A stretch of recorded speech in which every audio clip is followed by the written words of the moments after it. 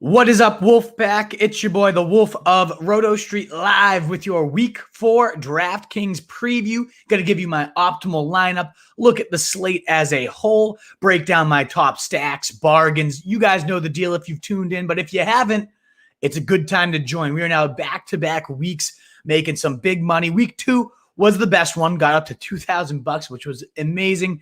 Last week, I kind of hit or miss. I gave you guys Burkhead, I gave you guys Ekeler, but me personally I never combined the two. So my lineups did okay where I had those guys, but ultimately never a combination. So it wasn't as big of a week 3. Hoping to bounce right back on track. Feel fantastic about the week 4 picks that I've got here. And let's just kind of give you the overview of the slate so far. Of course, I will also answer any live questions if you guys have sit starts, DFS talk at the end. But let me rip through this show about 25 minutes, and then I will take all questions that you guys have to get ready for week 4. And holy shit, some big news is breaking as we are live here that we'll have to discuss for this week 4 slate too. But let's get to the overview. Kamara is my 8K building block. What a shocker. Oh no, the guy that's scored, over 35 fucking points in back-to-back weeks. Wolf, you're so fucking bold. Well, I mean, it's not bold, but it's also has to happen. I get that the ownership right now projected to be 30%. I don't know how that's not 100% at $8,000. What's the reason to fade him? Now, if MT played, maybe you could see the targets going down where he is a ridiculous 31% target share. That's 4th in the NFL among everybody, wide receivers included. In fact, he'd be the wide receiver 4 on just his receiving numbers. Never mind that he's ripping it up on the ground too. So Alvin Kamara, I don't see how you don't play this guy against the Detroit Lions, an absolute monster. And there's so many values that's not like you can play only Kamara and then have to fade Zeke or Cook. You can squeeze them both into your lineups, and we'll talk about who some of those guys are. Week 2, though, you got to stay on top of the injuries because holy shit, especially with the COVID, Cam just breaking out now, right? It come out that he's not going to be playing Sunday. Holy shit, we got a lot of injuries now just to make sure it's on your radar. So Cam's out. That's suddenly, Edelman off your radar. That game as a whole loses a lot of appeal if it's not going to be a back and forth shootout. I think the Chiefs roll us. Maybe that upgrades Hilaire, 6,400 a guy we'll talk about.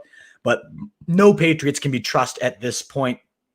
That news just literally breaking right as I got on here.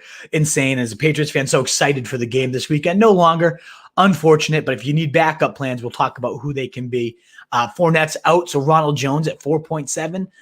Nothing sexy about that, but volume there. Joe Mixon's also now questionable, so of course Gio would be a smash play at 4.4 against this Jaguars team. He'd go in for 2. Put up 30 points just to rub it in everybody's fucking face that owns Mixon. You got Hopkins as a game time guy, so Isabella and Fitz. I always want to say Fitzptrick and now Larry Fitzgerald, though, at 4,400, Isabella 4,500 would become great plays at those prices should Hopkins sit. One of my favorite plays of the week with Mike Thomas and Cook ruled out, Adam Troutman, my punt of the week. I'm going to go in more detail later. 2,500, though. I'm telling you, this guy's going to find the end zone and pay it off. And if he does even more than just score, good Lord, you got yourself a potential times 7, times 8 the price you pay at 2.5K if you can hit like 14. That's not that tall of an ask for the tight ends in this offense, especially with Thomas ruled out. You got Mike Williams out. You got Mostert, out. But the other big one, just to make sure is on your radar, Kareem Hunt, you got to monitor as well because if he does sit, Nick Chubb becoming an every down player against a soft Dallas team, $7,000 would end up being a must play as well. So that is the injuries you got to make sure you stay on top of. And again, Cam, obviously really scary news for anybody that was planning to build around that Chiefs-Pats games. Time to look elsewhere. Also, deciding this $4,500 to $5,000 range, I feel like you got to have at least every week, you got to have a couple bargains, right? But to me, there's not a ton under 4K. Burkhead was my guy last week, and obviously that hit, but I'm not seeing any min-priced running backs that I love right now.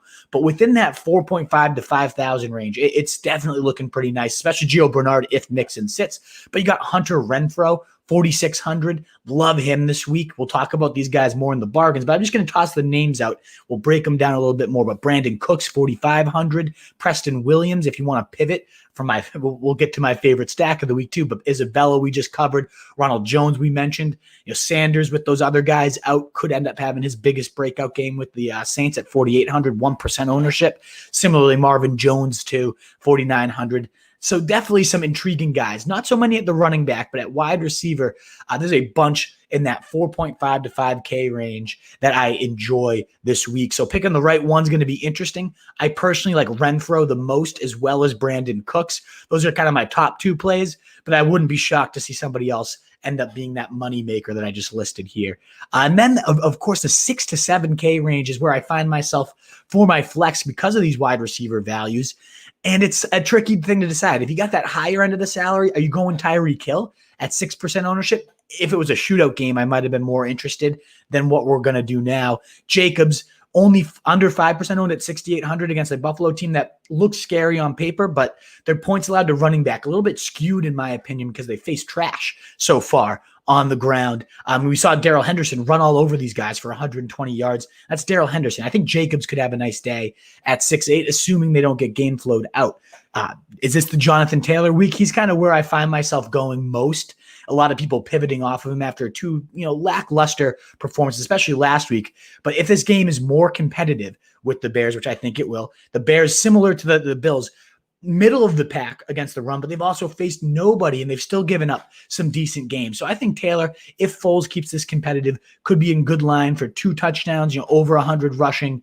Could see a nice game out of him. Keenan Allen, also with Mike Williams out 6'5", but Evans right below him, 6'4", is kind of where I go most often. And now Clyde Edwards-Helaire, that much more intriguing if the Chiefs are going to be up big and pounding it out. Now, if you're the lower side of that 6K, Kenyon Drake, 16% owned. Still people going back to the well. Carolina, though, I see why. If it's now or never. The dude's getting 2 to 3 touchdowns. And if D Hopkins sits, I think Drake is you have to get him in there somehow, because we saw how his role has changed with that alpha target hog. We see that often. Look at Kamara, obviously a target hog regardless, but without Thomas there, instead of 8 targets, he's getting, 15 fucking targets. We saw with Aaron Jones, with Devontae Adams out. When those number one receivers sit, a lot of times it funnels to the running back, especially when you got a talent that can catch the ball like these guys. So I like Drake. I like Golladay. I like Boyd in the $6,000 range. And Robert Woods, I think, is too low at 6'3" as well. So it all kind of depends how your lineup's shaking out, where you're at defense, if you're on that higher or lower end. But ultimately, that range is impossible to figure out. Let me know who your favorite plays might be this week. If you're tuned in live and don't mind giving this a like, a share, that's always greatly appreciated to help us get a little more exposure. Keep the comments coming in, guys. Thrilled to be spending this Saturday morning here. And then let's get to my stack attacks of the week. We got Watson and Cooks. I love that one. I mean, Deshaun Watson definitely has underwhelmed these last couple weeks here. And it's pretty obvious why. You got Baltimore, you got Pittsburgh, 2 of the top defenses in the league, and we kind of are seeing this Chiefs team really emerge as a great secondary. I think this is the week against Minnesota. It's probably the worst cornerback duo in the league right now. This is where those speedy receivers could really come to life. I love Brandon Cooks at 4,500, one of my favorite values. He's in my lineups most of the time regardless, but Watson, to stack those two makes a lot of sense. Fuller, fully healthy, removed from the injury report. So at 5,900, that's also intriguing value. Both guys could explode. So stacking them both with Watson is not a bad option at all, in my opinion. I love that stack. A stack that I have above them, though, Stafford. Facing a Saints team that has lost both starting corners this week. Golladay to pair with him is a great option if you want to go cheaper. Marvin Jones at 4,900 certainly could have his blow-up game. He's long overdue. But give me Stafford, give me Golladay at 5,900, 6,000. I think that game, you obviously know Kamara is your first anchor, so you can bring it back. And to talk about this one, to bring it back, I love Dalvin Cook as the run back there. The research, I want to make sure I forgot to cite it at the top, but it's crazy. Only here it is. So naked lineups, top 10 lineups in the Millie Maker went naked or did not stack their quarterback just 6.4% of the time. So you're really working against history if you go naked with the QB. Top 10 lineups used the QB in 2 of his weapons 41.2% of the time. So almost half the time. At minimum, you got to stack one. Oftentimes it works out to stack 2 of the teammates. So that's where I'm leaning for my guys. Ultimately with my stacks here is Watson, Cooks, and Fuller. Definitely a duo stack there. Could go crazy against the Vikes. Stafford and Golladay again. Love that one. Banged up Saints. You run it back with Alvin Kamara because oftentimes you play, over 35% of the time those lineups played an opponent running back, receiver, somebody against their QB. And it makes sense. You want those points. You want those back and forth affairs. We saw it obviously with Dallas and Seattle. So that's what we're projecting here, right? So like if Dalvin Cook goes crazy, which I think he might this week. I love going Kamara Cook this week. You get, 200-yard Dalvin day, touchdown or 2. They're going to need to make up their points, right? You're predicting scripts. You're predicting game flow with DFS. That's often how the winners do it. And I think this one, Kamara going up big. This Lions team sucks on defense. And the Saints aren't great. And now they're banged up. So I think that's a definite points bonanza in the making. So getting the Stafford side of it. But my favorite of the week, it seems like this is going to be the play every week, is who's facing the Seattle Seahawks. Get the Seahawks receivers in your lineup, and then play whoever the quarterback is against him. And this week it just happens to be a 5,400 Ryan Fitzmagic, who is born for shootouts, who's born to go down big and rack up 400 yards while they're down. The dude is a gunslinger to the fullest, and he's got the best defense to sling it against. They've given up over 1,300 yards already in only 3 weeks, the Seahawks have, to opposing QBs. That's over 440 a game. That's crazy. That's insane stats. And Fitzmagic could definitely approach 350 to 400 because Russell Wilson, the Miami team sucks. It doesn't matter if they suck or not, but they do. So that helps Russell Wilson build that, plus 14 or so point lead. They're plus 7 favorites, the Seahawks are. And I think it could be even a bigger bashing. And so that means Fitzmagic playing from behind, has to sling. Preston Williams 4,500, Gesicki 51, but I got to go with Parker, his boy. Fitzmagic was the number 2 quarterback from week 7 on last year when he became the full-time starter, and in that span, Parker was the number 2 running back. Both guys only receiver. Both guys only trailing Michael Thomas, obvious, and Lamar Jackson, obvious. The positions. It's just tough to believe 2 Dolphins were top 2 at their positions once Fitzmagic took over. We haven't seen that dominant Parker game yet. He's been kind of hampered with a hammy, but 10 days to rest it. Not on the injury report at all this week. All full practices. I think this could be the coming out party for Parker and Fitzmagic, Fitzmagic already came up 25 points in back-to-back weeks. Top 12 in 9 of his last 14 games. I shouldn't have to keep selling you guys this hard, especially in the best possible matchup, but I do love me some Fitzmagic, especially at this price. As much as I like Stafford and Watson, I think I'm just going to go with Fitzmagic in every single lineup this week. Now let's talk about some chalk, because it's just as important to get some diversity as it is to eat the right chalk, find the right players, and then fade the ones that everybody is going to blow up and everyone's going to be all in. And then they just kind of have, mediocre days. So Miles Sanders and Drake, great examples last week. That's kind of what crushed me. Is my chalk I recommended to eat last week was Drake and Sanders. And that ended up being obviously the wrong play. I had Ekeler in for one or the other, but never both, like an Ekeler Burkhead combo. My lineups would have been crazy had I done that. And I didn't. And that's unfortunate. But this week, the chalk to me is that much more obvious. It's not about like an uncertain team like Sanders and the Eagles. It's not about Drake, who's struggling, but we think is going to rebound. It's about Alvin Kamara, who's been putting up 37 and then 44 in back-to-back weeks without Michael Thomas, now getting Detroit, the 3rd easiest matchup for running backs. I mean, it's going to be another 35, maybe 40. Like it's a lock. To me, he should be over $10,000 at this point. It's kind of like McCaffrey last year when he ultimately got to 10,000 and you're thinking about it. That's Kamara, but he's still $2,000 too cheap. You have to start your lineup with him. It comes down to like him versus Zeke, who's 7,800. It's a no-brainer to me. But it also is possible to work both those guys in. I end up fading the Zeke chalk, who's the second expected guy, 23% owned, And instead, I'm going with Dalvin Cook, $200 cheaper, 10% less owned at 14% projections here, using fantasy points projections, by the way. I love that site. For $90, the ultimate DFS package, in my opinion. Love those guys. You get Scott Bear. No, this isn't about them, but great package. I just want to make sure to plug here. I ultimately like eating that chalk on Kamara and Dalvin Cook. And Cook's down there as like the 10th or 5th, 12th. Looks like chalkiest, so not even that chalky compared to him. They have Darren Waller up quite high at 5,200, and I totally get it.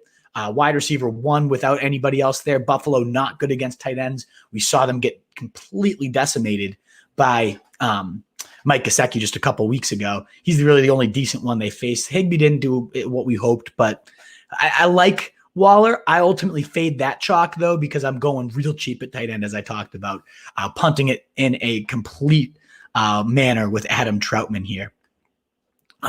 So that's kind of where I'm leaning in terms of the chalk. I am going to eat the chalk on the Seattle and Miami.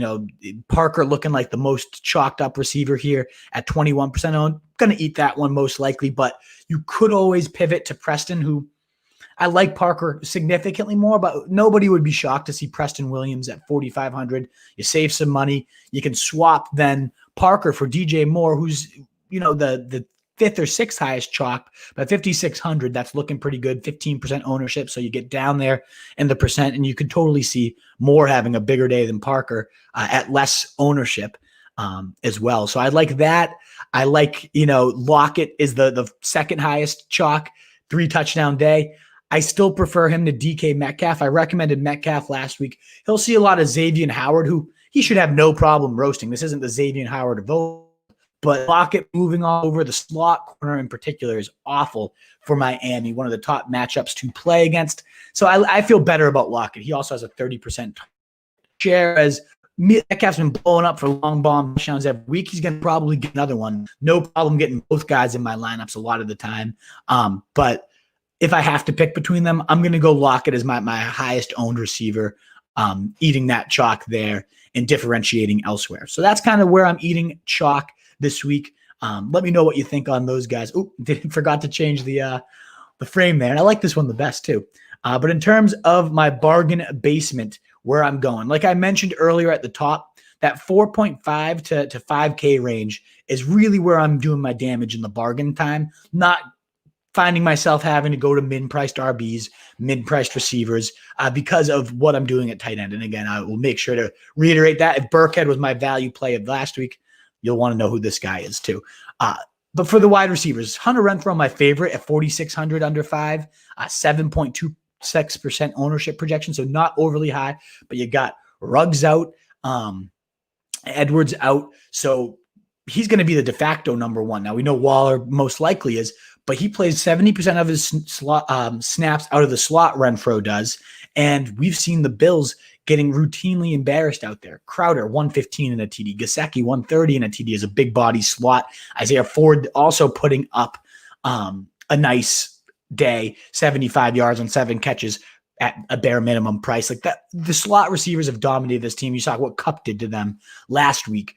So I like Hunter Renfrow to dominate the Bills as they've been dominated all year in the slot. Now, if they move Tre'Davious White inside and shadow him, I don't expect that, but maybe they do that, or maybe Renfrow has to move outside. Then I'd be a little bit nervous about this guy. But as it stands, he is the dominant slot target. So give me that value. Brandon Cooks, though, 4,500, a little bit higher ceiling, bigger deep threat.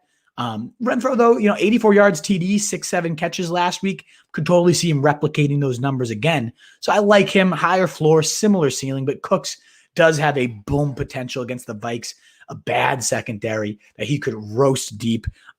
If Fuller, especially, he is practicing in full now and has been removed from the injury report.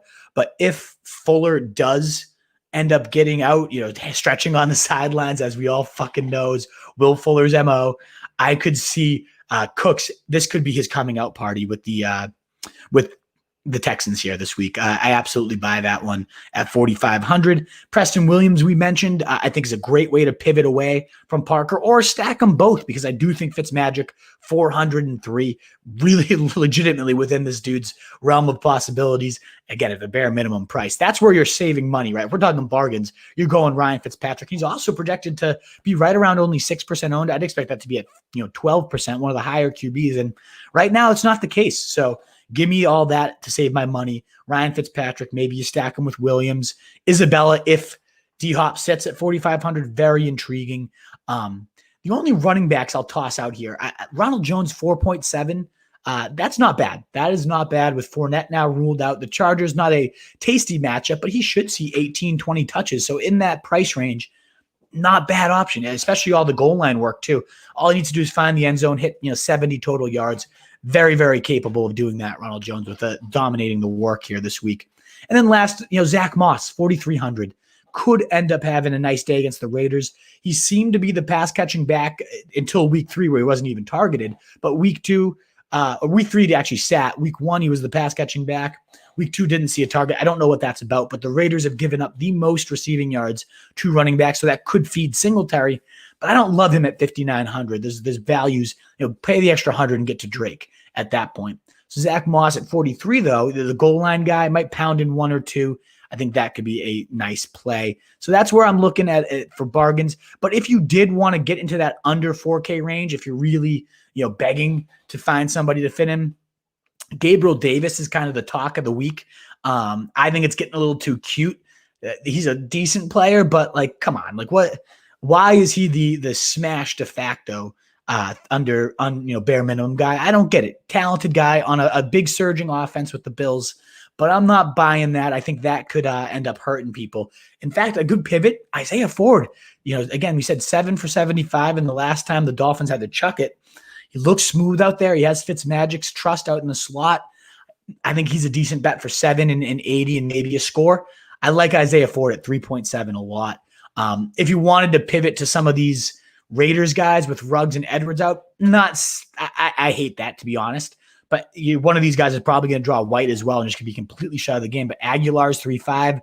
Zay Jones is the bare minimum at 3. So I could see one of those guys finding the end zone if it doesn't end up just being the Waller-Renfro show, which it probably will. So I'm not typically going Raiders, but I figured they were decent to toss out there. I like Ford the most for my under 4K receivers. But my biggest bargain on the slate, and the way I'm going to save money so I can get Kamara, so I can get Dalvin, is Adam Troutman, folks. Basketball background, baby. The tight end basketball background is the shit. This guy's a huge athletic freak. The knocks on him coming out of college was he hasn't refined his blocking. He's not a full every down inline tight end. Well, that's not how the Saints use Jared Cook anyways, who is second on the team in targets right now behind only Kamara. He gets removed. Cook does. No Michael Thomas back this week. Makes me feel great about playing Adam Troutman. Their coaches have been raving. This guy does not look like a rookie. He's got the mental preparation down, prepares like a veteran, and we have all the confidence. They like where this kid's going, was what Dan Campbell said. And this team, the Detroit Lions, just gave up 2 fucking scores to Jimmy Graham. Dan Arnold had a decent day for the Cardinals against him. It's not it's a horrible defense. That's all it comes down to. So Troutman, all he has to do is find the end zone for you at 2.5K, and you've already paid it off. Now, what if he finds it twice? What if he has 70 yards to go with the score? Then you're looking at the bargain of the week. And I really think, if Burkhead was my smash bargain last week, I'm going Troutman at tight end. Nobody else I really love other than Waller. Going Troutman, he lets me get Lockett, Kamara, and Dalvin Cook all into the same lineup with some of those cheaper wide receiver and Fitz plays. So give me Fitz, give me Troutman. That's where I'm saving my money instead of at running back. There's no real good bargains unless, Rojo pans out. And then that keeps the lowest receiver I have to go at Renfro or Cook, who I really like, Brandon Cooks this week. And that's all I got for bargains for my DFS slate. So I hope that advice helps out. We'll now look at the mailbag here for the week, even though I think it says week 4 up there. Whoops. But good morning, Mitchell. How you doing, brother? Flex, AJ Green, John Brown, Antonio Gibson. I'm going to go Johnny Brown there. I don't like Gibson against Baltimore. I think that whole team gets just swallowed up completely. I will say Gibson is 4,500 on DraftKings, so if you're looking for a cheap running back play, that's where I go. I hate AJ Green right now. Not looking at him. I'm done with him. That sucks. Was looking forward to that. I agree. I was so pumped. And yeah, we talked, Mitchell. We were talking shit to each other. I was hoping for that one. Cam Newton just tested positive. Yeah, we just said that. 2020, as Christopher, long time, first time, says, sucks. Patriots is now hold for tomorrow. I wonder if that game even happens. But either way, I'm not looking at any of those games. Love the Troutman call, says Zenos. I think it's a great one as well. I appreciate that. So Zenos, I actually was going to ask you, what is Ward's price? Because with all those injuries, we talked at the beginning about the injuries. He's the last man standing. It's not really even close. Obviously, we had 780 and a TD. Could see very similar stats. The 49ers a little bit more threatening of a defense. The reason I didn't bring him up, though, is he's not on the main slate. He's Sunday night. So you need to be playing the that slate that runs on over to Monday night. And I like doing that because I love stacking that Packers and Falcons game. Tunyon, 3,400, one of the best bargains if you're going to go all the way.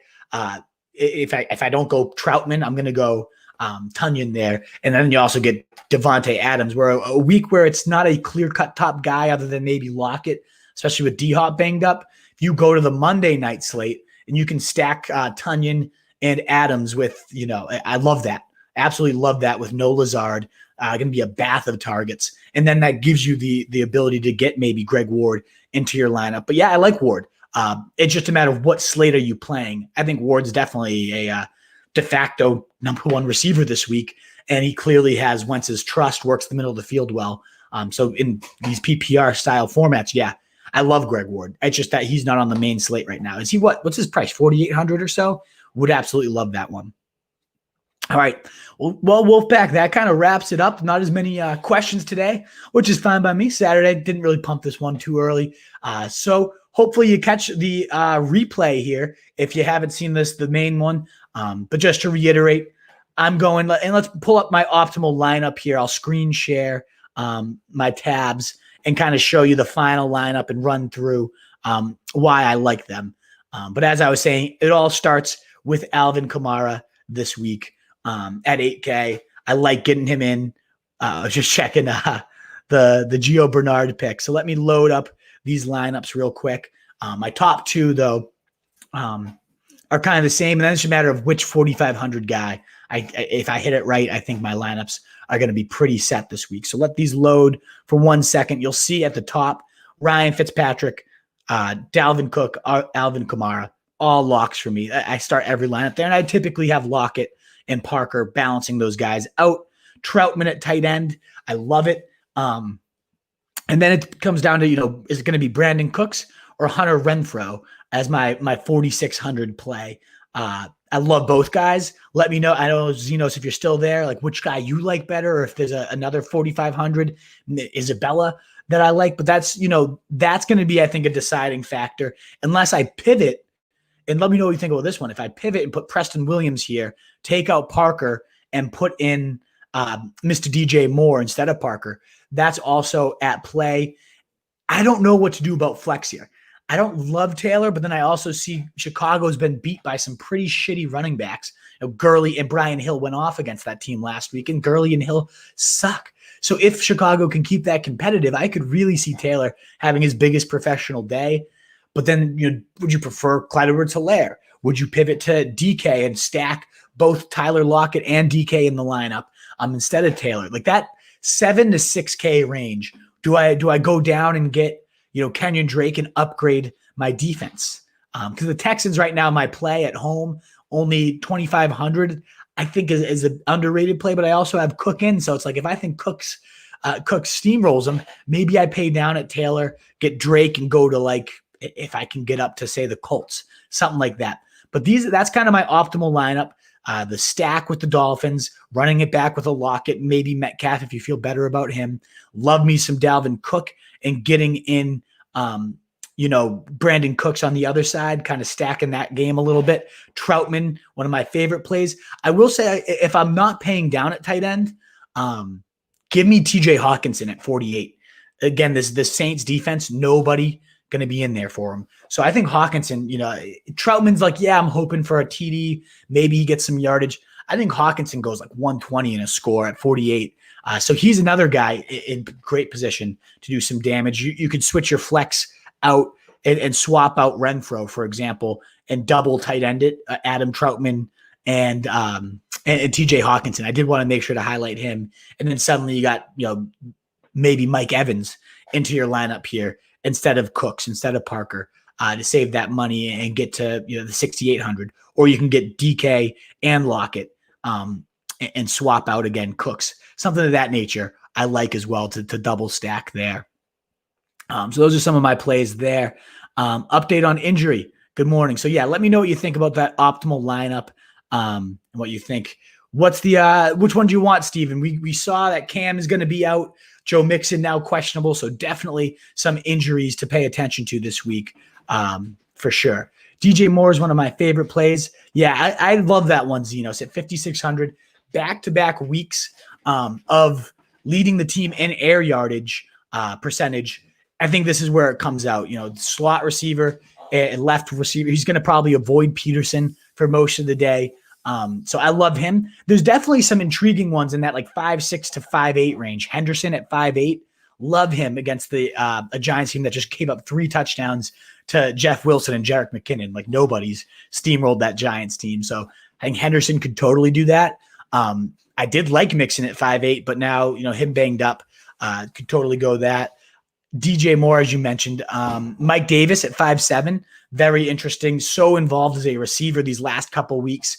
And I think that's by design. That's what the offense does. So Mike Davis could be intriguing there. I kind of like DJ Moore a little bit more.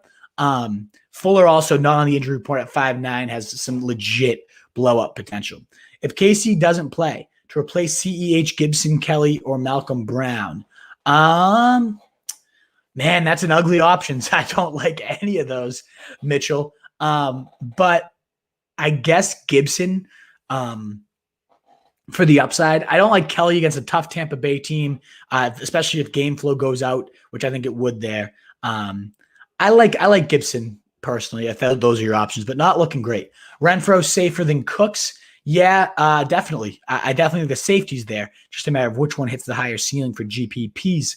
I will say, Mitchell, maybe stash Gio Bernard just in case Mixon ends up sitting. I'm doing that in all my leagues right now. I picked up Gio Bernard right before I got on here, wherever he was available, because he is a lock flex play. If Mixon ends up sitting, he'd be way above either of those guys against the Jaguars. So check that out. He'd be a decent stash, Mitchell, if you need to go there. The other COVID game killed you too. Yeah, I had Big Ben. Thankfully Ryan Fitzmagic was sitting there. I think he's going to save me this week. And I was facing James Conner. So it's kind of that balance. I lost my quarterback and then ultimately picked it up with not having to face Conner this week and Jonnu Smith as well. So I'll take it for me personally. It worked out. Jacobs or Davis for the flex. I like Jacobs still. Davis, again, so involved, and I love it. But I think Buffalo, nothing special against the run. Jacobs is one of the better RBs in the league. So, Matthew, it's a good question. If there's a way to get them both in, I would. But if it's one or the other, it's Jacobs for me. I have a hard time benching Jacobs personally. You're welcome, Mitch. All righty, guys. Well, that's all we got for the DFS slate. Thanks so much for those of you tuned in, ask questions. Feel free to hit me up at Roto Street Wolf if you want to chat any DFS between now and then. Good question here. Over under plays 9.5 weeks until it's canceled. I think, Chris, I'm optimistic. I think they'll play with third string practice squad players if they have to, because we're all going to watch it. We'll all figure out how to make do as fantasy owners. And there's just too much money to cancel it at this point. So I think I would bet the over that it keeps going. We still see a full season despite these discouraging signs. It's all about how they handle this right now. Maybe they end up baking in an extra few weeks before the playoffs, right? Give teams some buffers to play out the season and in those important weeks. And it almost becomes like a second playoff that starts in February. They reserve, who knows? But they're going to figure out a way to make sure the season goes on. What news on Carson's injury is what you're asking specifically. He's been limited in practice. I actually wanted to make sure to highlight, and I'm glad you brought this up, Steven. He could be a really interesting DFS pivot if you don't want to go Lockett and Metcalf, because they get to the one and they chucking it to Lockett. There's going to be a week where Carson pounds in 3, and against the Dolphins at 6,300, it could totally be this week. So he's a nice DraftKings pivot, in my opinion. I love Carson. He's expected to play, and also Hyde's been limited too. So I think Carson just, as it is, you ride him. They're going to have his usual role. It ended up being as bad as it looked, a much less serious injury, very mild sprain, and he should be out there this week. So if he's out there, he's in your lineups against Miami, no doubt. All righty, guys. Well, thanks so much again. Check out all our DFS content and everything else, my rankings. I'll update them up to the minute at rotostreetjournal.com. We'll be live for your Sunday sit-start show at 11 a.m. tomorrow, where we win your money today on DFS. We'll set your lineups perfectly tomorrow. And it's clearly a week where we're going to have a lot to cover based on all this COVID stuff. Who knows what's going to happen here with the Pats and Chiefs, which obviously would impact a ton of players. So, guys, you got to get to that Sunday tailgate tomorrow. Make sure you get your lineups perfect. I'll have the rankings updated throughout today and ready for you guys by tomorrow morning. Thanks so much, though. RotoStreetJournal.com, breed and feed fantasy wolves. And this is the Fantasy Fullback Dive on the podcast. You pave your path of 2020 titles. Until tomorrow, 11 a.m., the Wolf is out.